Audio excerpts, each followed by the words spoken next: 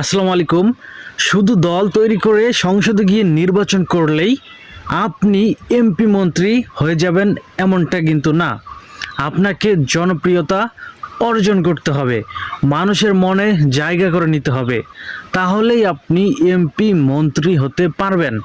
আজকে আমরা কথা বলবো এমন একজন ব্যক্তিকে নিয়ে, তিনি হলেন আমজনতার তারেক রহমান। আমরা অনেকেই তাকে চিনি।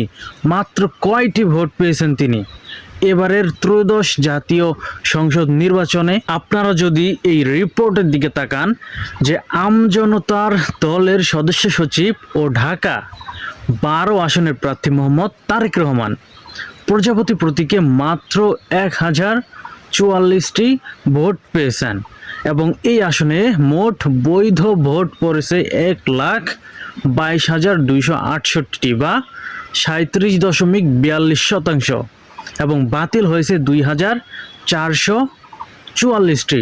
ফলে বাতিল হওয়া ভোটের সমানও ভোট পাননি আমজনতা দলের এই নেতা তারেক রহমান। এই আসনে বেসরকারিভাবে বিজয়ী হয়েছেন জামায়াতের সাইফুল আলম। আর ঘোষিত ফলাফলে দেখা যায় সাইফুল আলম পেয়েছেন 53,773 ভোট। তার নিকটতম প্রতিদ্বন্দ্বী বাংলাদেশের বিপ্লবী ওয়ার্কস পার্টির সাধারণ সম্পাদক কোদাল প্রতীক পেয়েছেন 30,963 ভোট। অপরদিকে ফুটবল প্রতীকের স্বতন্ত্র প্রার্থীরা পেয়েছেন 29,869 ভোট।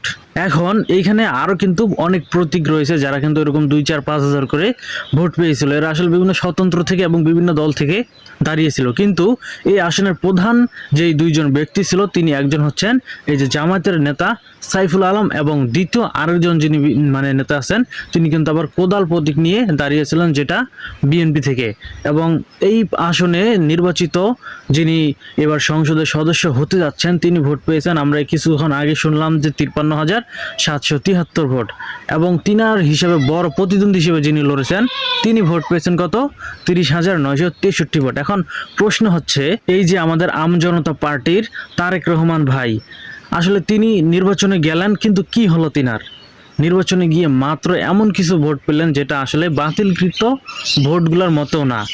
এই জন্য বলি কি, যে আসলে সবাই শুধু আপনারা নির্বাচনে গিয়ে আর দলকে নিবন্ধন করে শুধু নির্বাচন করলেই যে নির্বাচনটা আপনি এমপি মন্ত্রী হয়ে যাবেন এমনটা কিন্তু না। আপনাকে অনেক পরিশ্রম করতে হবে, আপনাকে অনেক জনপ্রিয়তা অর্জন করতে হবে। এই যে এই ধরনের পরিস্থিতির আজকে শিকার হয়েছে আমাদের এই যে আমজনতার তারেক রহমান ভাই, এনাকে আমরা কে না চিনি, সকলেই কিন্তু চিনি। কিন্তু সর্বশেষে একটা কথাই বলবো, বর্তমানে নানা ধরনের দল সবাই নিবন্ধনের জন্য অনেক পাগলের মতো ঘোরাফেরা করে এবং বিভিন্ন ধরনের চেষ্টা থেকে শুরু করে অনেক ধরনের কার্যক্রম করে, কিন্তু আদৌ কি এগুলোতে লাভ রয়েছে? আপনার জনপ্রিয়তা না থাকলে